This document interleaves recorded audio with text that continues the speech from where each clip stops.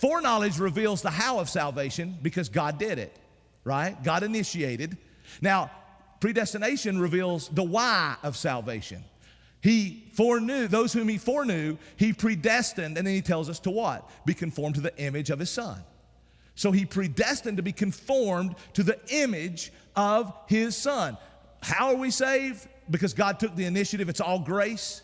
Why are we saved? To be like Jesus. To be like Jesus. Now, look at Ephesians chapter 1, verse 5 and 6. That's what I said. This word's all over Scripture. He said, he predestined us for adoption as sons. So, and daughters, this word here is talking about, sons and daughters. He predestined us for adoption as sons, okay? You have to do some gymnastics to get around what this says. He predestined us for adoption as sons through Jesus Christ according to the purpose of his will.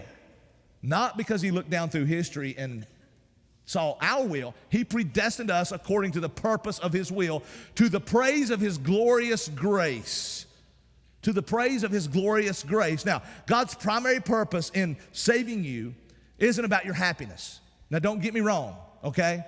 You're going to be, if you're a believer, you're going to be ultimately happy for all of eternity with Christ. If you're a believer, you're going to be ultimately happy for all of eternity, right?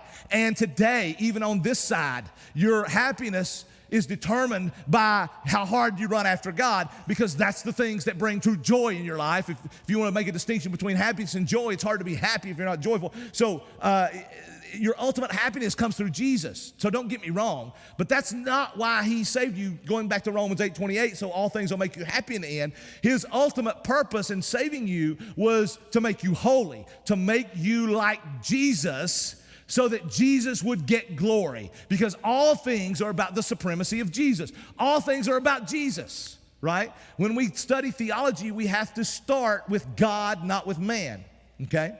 We start with God, not with man. It's all about God.